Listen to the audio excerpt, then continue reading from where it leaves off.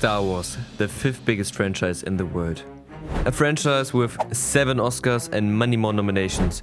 A franchise that changed lives and one that revolutionized the art of visual effects forever.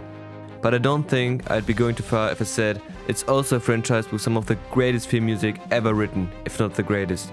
And the composer responsible for all of it? John Williams. With 54 Oscar nominations and 5 wins, he's regarded as one of the greatest film composers of our time. He created the music for everything, from Star Wars to Harry Potter. When you hear one of his pieces, iconic scenes instantly unfold in your mind. Be it Darth Vader's entrance, Luke gazing at the twin suns of Tatooine. And yes, even though I couldn't play the music, it was probably still playing in your head, which just shows how memorable it is. If it's Spielberg or George Lucas, the directors created the world and John Williams gave it a soul. They worked hand in hand, and without either of them, no movie could have come to life. But now, at almost 93 years old, John Williams, who studied under Henry Mancini, who showed musical talent at the age of just 3, and who came from a musical family, certainly lived a fascinating life. And sure, I could make an entire video essay about his life, and how he eventually crossed paths with Spielberg and George Lucas. If you want that, just let me know in the comments. But today, we're focusing not on his life, not the man, but the impact of his music and on the worlds these directors built. So, first of all, how did I come up with this idea? The answer is actually pretty simple. I went to a John Williams concert a few weeks ago and it changed me. And you probably don't care about the details. So let's just start with the video. Star Wars without John Williams? That's like Harry Potter without Hedwig's theme. It's unthinkable. Just imagine the opening, those yellow letters stretching into space without the music. It's just not possible. Imagine Luke staring at the twin suns of Tatooine without that aching, hopeful Force theme playing in the background. Imagine Darth Vader without the Imperial March, just a man in a black suit breathing heavily.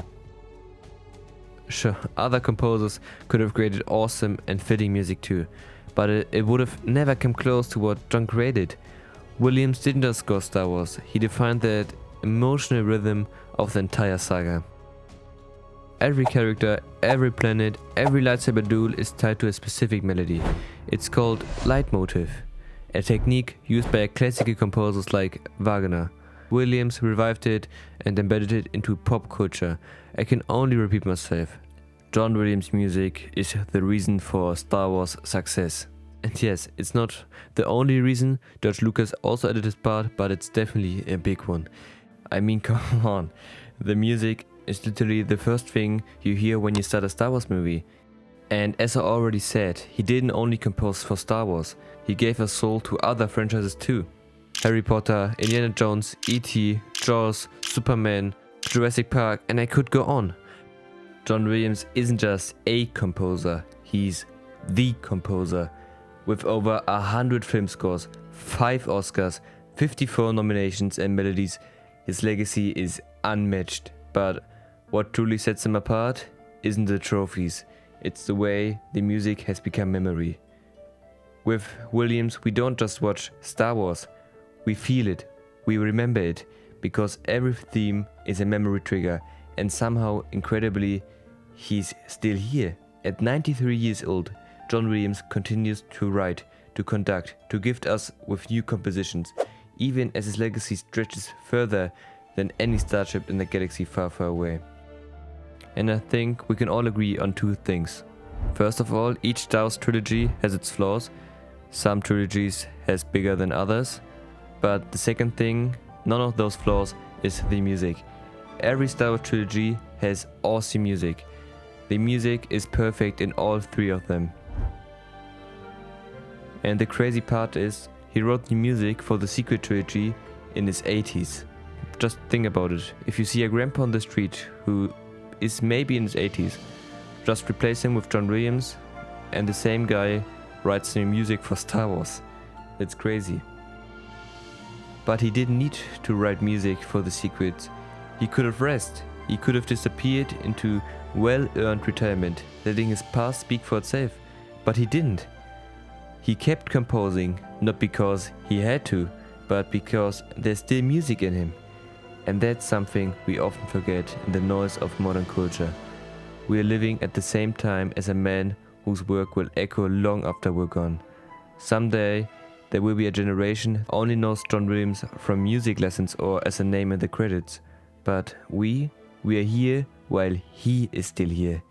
We get to hear his music live and we get to say thank you, while he can still smile back. But this is already taking a shift. As I already mentioned, I was at a John Williams concert, but sadly he wasn't there. He still gave live signs, so that's nice, but you can feel it's shifting right now. But even if he leaves this planet, through his music he will live forever.